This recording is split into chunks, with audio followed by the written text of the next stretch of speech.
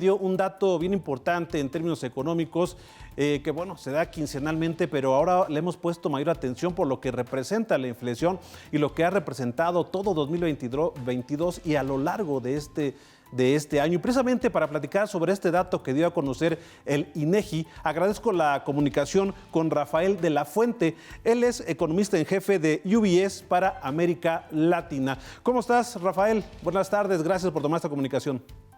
No, muchas gracias a vosotros. ¿Qué tal? Rafael, bueno, pues un dato sin duda importante. Ya tenemos 3 meses prácticamente con una inflación a la baja aquí en nuestro país y bueno, llegar a 6.25% a tasa anual. Seguimos pues muy por encima de la meta objetivo del Banco de México, pero al parecer es ya una realidad esta disminución de la inflación. ¿Lo ven así desde UBS, Rafael?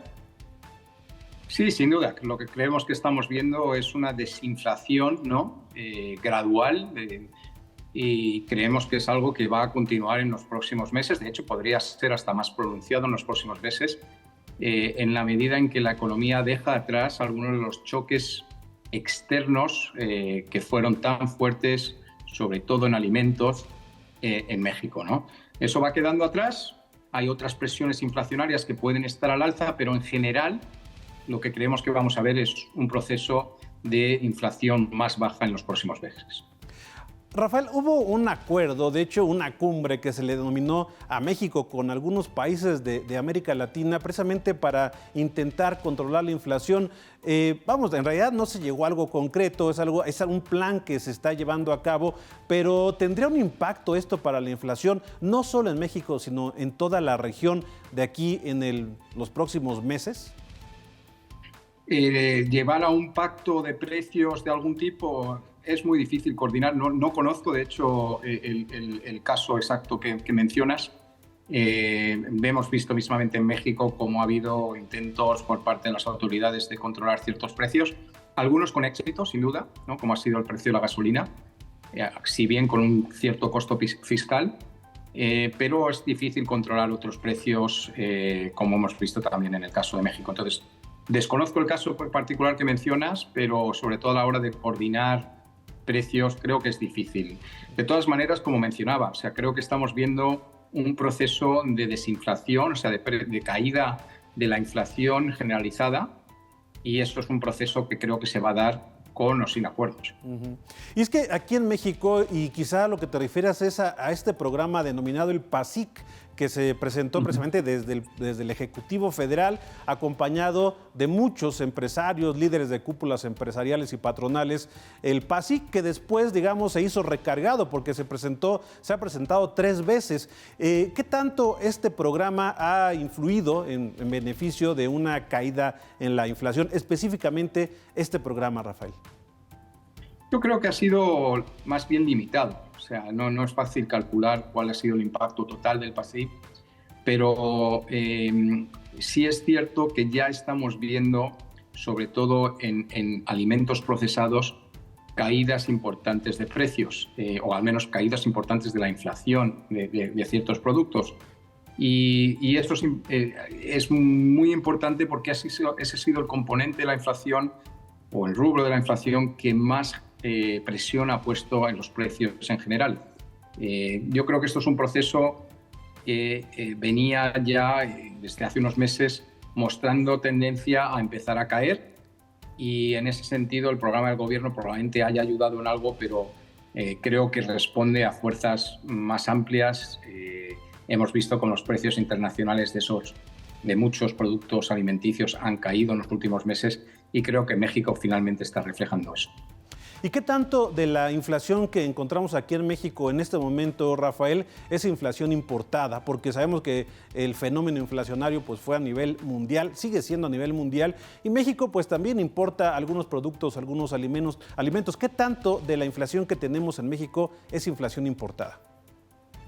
Pues yo creo que en gran medida México ha sufrido varios choques de oferta globales que se han traducido en inflación importada, como mencionas. O sea, creo que en el caso de México específicamente hemos visto por ahora pocas presiones que pueden ser atribuidas a una fortaleza de la demanda doméstica, es decir, de presiones internas que estén generando inflación generalizada. Y en la medida que los precios externos están mejorando, pues México poco a poco va mostrando eso en su inflación doméstica. Lo que puede ocurrir en los próximos meses es que veamos cómo esos choques externos se desvanecen, pero hay fortaleza interna que puede llevar a precios o a inflación más elevada. Entonces vamos a ver un cambio en la composición quizás de la inflación, y ese es el riesgo que creo que afronta la inflación en los próximos meses, ¿no? El que vamos a ver ciertos rubros cayendo, pero hay otros, sobre todo los servicios, que pueden permanecer al alza precisamente porque la economía está recuperándose y sigue con una tendencia de cierta fortaleza. Uh-huh. Sí, y bueno, se puede observar esto que dices también en la inflación subyacente, porque esta inflación que elimina productos volátiles como los combustibles o algunos alimentos, bueno, esta sigue estando más alta que la inflación general. Esto también se debe precisamente a estos efectos que recién comentas, Rafael. Es bien interesante en el sentido de que México es de los pocos países en el mundo que tiene en su definición digamos, oficial de la inflación subyacente, incluye a los alimentos procesados. La mayoría de los países sacan ese rubro de la definición de la subyacente, de manera que cuando nosotros miramos la subyacente de México, sí pensamos que los alimentos procesados han contribuido de una manera muy importante a la inflación tan alta que vemos en la subyacente. Creemos que esas presiones sí están empezando a desaparecer, pero sí hemos visto en los últimos meses cómo los servicios han tomado mayor fortaleza. En el número de abril que salió ayer, hemos visto que los servicios se han estabilizado. Es una buena noticia, creo que será una buena noticia para Banco de México, pero es uno de los rubros claramente donde las autoridades van a estar muy enfocadas porque quieren asegurarse de que no estamos viendo de repente una generación de inflación de origen más doméstico.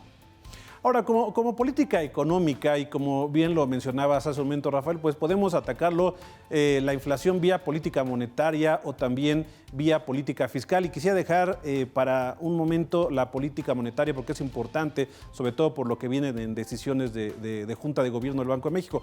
Pero me llama la atención lo que comentabas en cuanto a política fiscal sobre el subsidio a las gasolinas, porque para muchos críticos de esta administración en el ámbito político, dijeron, bueno, el PASIC no sirvió para nada. La mejor política antiinflacionaria que ha tenido este gobierno es el subsidio a las gasolinas. ¿Tú cómo ves esta afirmación, Rafael? Bueno, claramente fue de los países que más éxito tuvo a la hora de controlar los precios de combustibles y contribuyó en gran medida a que México no sufriera las inflaciones de doble dígito que hemos visto en muchos otros países. Eso sin duda se puede atribuir a esta política de subsidio de gasolina. Ahora, es una política con un costo no menor y es un costo fiscal. Entonces, dentro de esa decisión ya entra, o sea, ahí hay que poner todo sobre la balanza, ¿no? Hay claramente el beneficio de tener una inflación más baja, pero también el costo de subsidiar un producto que puede tener un efecto regresivo sobre la distribución del ingreso en México, ¿no? Entonces, hay consideraciones de otro tipo que van más allá del impacto de inflación general. Pero creo que en general fue una política exitosa y que, bueno, finalmente fue financiable para el gobierno. O sea, creo que no le costó, ya que tuvo unas ganancias importantes por precios de precios de petróleo elevados, en cuanto a recursos tributarios, pudo utilizar esos recursos más elevados para subsidiar la gasolina. Ahora, pasando a la política monetaria, que es otra parte de la política económica, ¿tú cómo ves lo que está pasando con las tasas de interés? Porque el 18 de mayo, la próxima semana, la Junta de Gobierno del Banco de México va a dar a conocer su decisión de política monetaria. Fíjate que me llama la atención porque precisamente hoy leyendo a algunos analistas, pues están como versiones encontradas. Hay quien dice que la va a incrementar en 1/4 punto todavía a pesar del dato de la inflación, pero también ya hay un gran número de analistas que se está pronunciando porque se va a mantener en 11.25 como está actualmente la tasa de interés. ¿Tú cómo esperas esta decisión de la Junta de Gobierno del Banco de México luego del anuncio de ayer del INEGI? Bueno, pienso que podría ir de los dos lados, pero en nuestra opinión pensamos que Banxico probablemente no suba más la tasa de interés. Vemos una junta que en su mayoría de miembros encuentra que las tasas de interés reales, es decir, las tasas de interés deflactadas por inflación, ya son muy elevadas en México. Y por lo tanto, y dado el hecho de que la inflación en los últimos 2 o 3 meses ha tenido mejor comportamiento de lo esperado, yo creo que han habido señales dentro de la Junta que sugerirían que probablemente no suban más la tasa. ¿Podrían subir? Bueno, la semana pasada la Fed subió en Estados Unidos, o sea, no sería descabellado que lo hicieran, pero en mi opinión ya han dado señales de que las tasas de interés real están suficientemente altas y como la inflación no ha vuelto a sorprender al alza, yo pienso que hasta aquí ha llegado Banxico.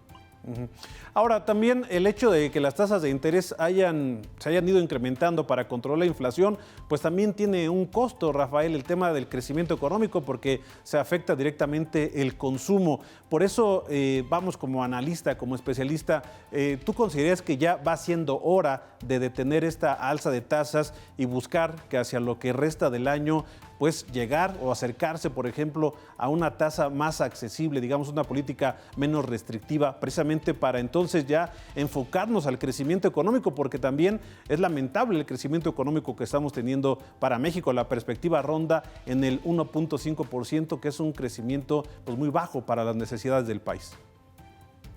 Sí, lo que pasa es que sí es cierto que el crecimiento en México en los últimos 18 meses no ha hecho más que sorprender al alza. O sea, si bien puede ser bajo, no estaría en contra de esa descripción, sí ha sido mejor de lo esperado, ¿no? Y vimos los datos del primer trimestre que también fueron relativamente fuertes.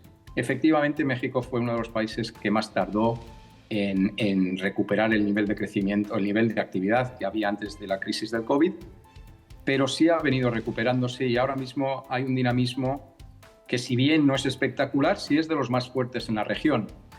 La política monetaria funciona con rezagos, se tarda en notar la subida de tasas y en el caso de México aún más porque hay un canal crediticio que es muy estrecho, no hay mucho crédito en México. De manera que la subida de tasas de interés no solo funciona a través del canal de crédito, sino a través de otros canales, incluyendo el del tipo de cambio y el mercado externo. Y en ese sentido, cuando vemos un tipo de cambio rondando los 18 pesos contra el dólar, pues sí tenemos la sensación de que también bajo esa métrica la política monetaria ya ha llegado a niveles de, digamos, una cierta restricción o estrechez bastante elevada. Por último, Rafael, y bueno, aprovechando esta charla siempre interesante contigo, ¿cuáles son las estimaciones que tiene UBS con los fundamentales económicos para México hacia este 2023 en cuanto a tasas, tipo de cambio, crecimiento económico? Más o menos para darnos una idea, sus pronósticos siempre son pues, muy acertados, para darnos una idea de cómo irá la economía durante este año e incluso ya hay algunas estimaciones para 2024, pero ¿cuáles son las que manejan allá en UBS? Pues nosotros pensamos que la inflación puede sorprender a la baja, o sea, con respecto a lo que tiene el consenso. Vemos una inflación cercana al 4,5% este año, con una subyacente más cercana al 5%. Vemos al tipo de cambio debilitándose hacia unos niveles como de 19, 19,5 hacia finales de año. El crecimiento creemos que seguirá probablemente sorprendiendo al alza. Con los números que vimos en el primer trimestre es muy probable que veamos un crecimiento cercano al 2% o puede ser hasta ligeramente superior. Y eso es básicamente los lineamientos que manejamos para la economía, que puede parecer que no sean muy fuertes, como indicabas anteriormente, pero repito, dentro de la región de América Latina hoy es de los países que muestran más dinamismo. Y por último, Rafael, un tema también importante, la posible recesión en Estados Unidos, que también pues, se está manejando en algunos escenarios. ¿Ustedes estarían considerando que a lo largo de 2023 Estados Unidos entraría en recesión? Porque ahí sí habría un impacto directo a México. Totalmente, y sí esperamos que a partir del tercer trimestre se manifieste una recesión en Estados Unidos. Y efectivamente pensamos que podría tener un impacto negativo o tendrá un impacto negativo para México a través de varios canales, entre ellos el canal de las remesas, entre ellos también el canal de exportaciones de bienes manufactureros, exportaciones básicamente, pero también es cierto que, como digo, México trae un cierto dinamismo. De no darse una recesión, es probable que México este año pudiera crecer por encima del 2,5%. Con la recesión que nosotros esperamos, esos números creo que pueden ser algo agresivos, ¿no? Y probablemente tengamos un nivel de crecimiento más bajo. Para el año que viene sí podría hacerle merma este tipo, una recesión que esperamos. Ahora, si se da esta recesión en Estados Unidos, ¿sería prolongada, Rafael? ¿O sería, digamos, un pico a la baja y una recuperación pronta? Esperamos que sea una recesión poco profunda, pero de todas maneras va a tener un impacto negativo. Lo que sí esperamos es que las autoridades estadounidenses respondan ante ella. Sí creemos que la inflación en Estados Unidos va a caer, poco parecido a lo que esperamos para México. Y eso, aunado a una recesión, debe abrir las puertas para que la autoridad monetaria estadounidense, la Fed, pueda empezar a reducir tasas. Nuestros economistas piensan que a partir de septiembre podríamos ver a la Fed recortando tasas, ¿no? Eso debe dar algo de alivio a ciertas partes del mercado y pensamos que eso puede evitar que la recesión sea mucho más profunda de lo que podría ser de otra manera. Pues estaremos muy atentos a todo ello. Gracias, Rafael de la Fuente, economista en jefe de UBS para América Latina. Muy interesante la charla y muy ilustrativa, sobre todo para lo que estamos viviendo en datos como la inflación, pero también lo que puede venir hacia los próximos meses. Gracias, Rafael. Que tengas muy buena tarde. No, muchas gracias por la invitación. Adiós.